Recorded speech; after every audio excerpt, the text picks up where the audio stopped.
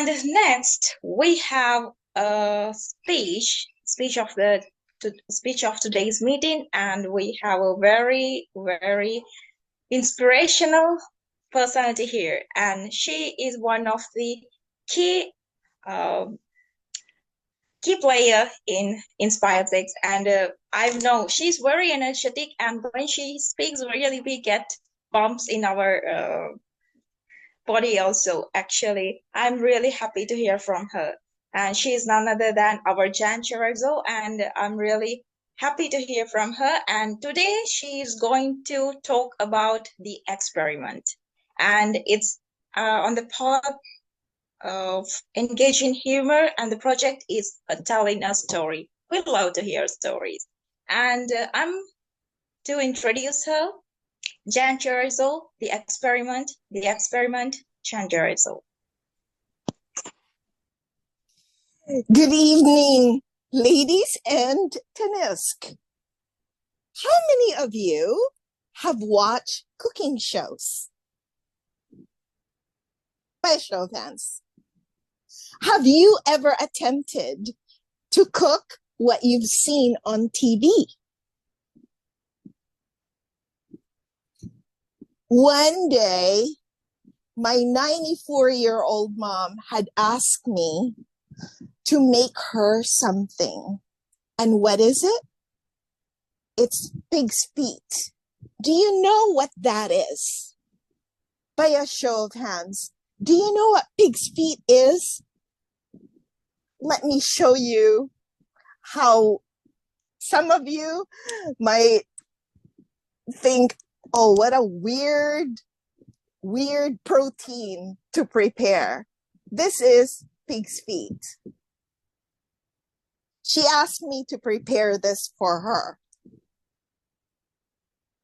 Now, in my house, my husband is the cook. I am a dishwasher. And that's just the role. That's how we play. And he's an excellent cook because he graduated from CIA, Culinary Institute of America. So you know I'm well fed. By my girth, you can tell. Now, Mom, however, tasked me, not him, but me, to prepare the pig's feet. And I had to do it from memory. The only pig's feet recipe that I remember eating is sweet and sour pig's feet. So I thought, oh, that can't be difficult.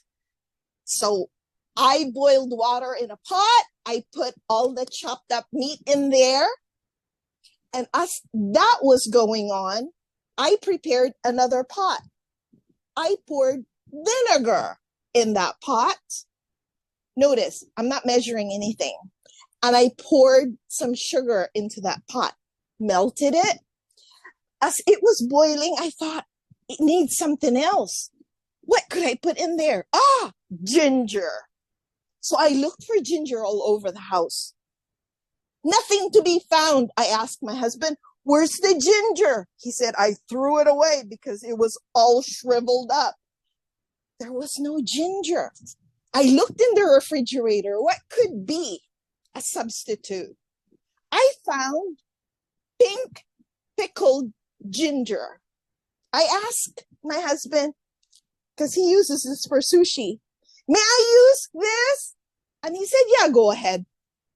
So I snipped off the top of that plastic and poured the whole thing into the pot of vinegar and sugar. I thought, hey, there goes the sauce to go with the pig's feet. I washed the boiling pig's feet now and plunk it into the vinegar and sugar sauce.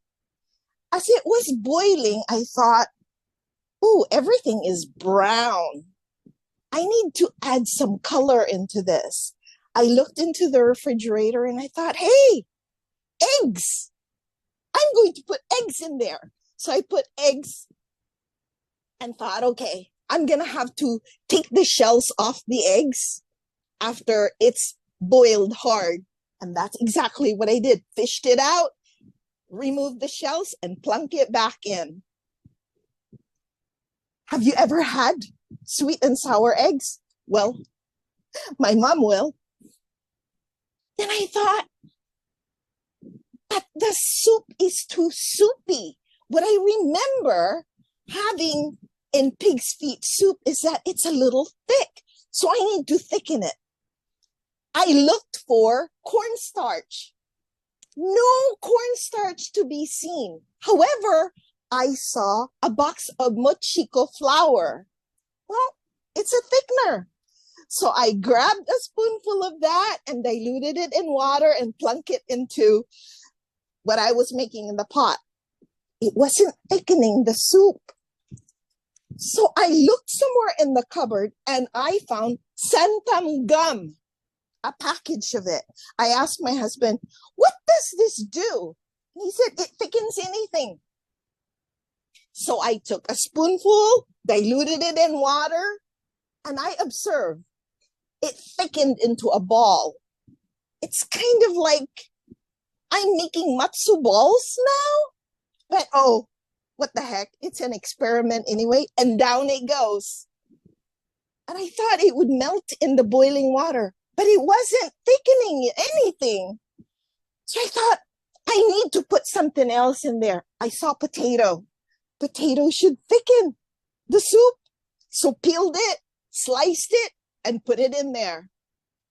Nothing was happening. I thought, oh no. I saw a package of sourdough bread. This would be perfect because bread usually would soak up anything, right? So in goes 1 slice and 2 slices, up to 6 slices. Nothing was changing. In the pot, it was still thick. I tasted the consistency though, and I noticed that it was too acidic. Maybe I need to adjust the sweetness. And I looked in the cupboards and I saw raisin. Why not? And blueberry, dried blueberries. It went into the pot as well. And then I saw a jar of honey. Why not? I poured some in there too. I tasted it and it tasted okay. However, I looked at the clock and it was already 11 p.m. Maybe I should just put it into low and let it cook overnight. 6 a.m. the next day, my husband lifts the lid and the smell wafted through the house, and it was a pleasant smell, surprisingly. So I asked him, taste it. And he did. And he declared, it tastes okay. Now, the real test, of course, is Mom. Would she like it? However, she was still asleep. Remember, Mom is 94. We went to work, and so we thought maybe she'll have something for lunch. It was prepared for her anyway, with some rice, cooking. This is what she would have. This pig's feet soup. It looked okay. In the afternoon, as I was leaving work to home, I could not wait to ask her, what is she going to say about the recipe? So I got home and I asked, Mom, how did you like the pig's feet? She goes, it was okay. It was too sweet though. So I didn't enjoy it as much. And I thought, oh, shucks. When I observed, though, the bread was all melted and it actually thickened the soup. What I learned about this experiment, have you heard of the old adage? Nothing ventured, nothing gained. So when asked or challenged to do something, Why not go and do the experiment? Back to you, Madam Toastmaster.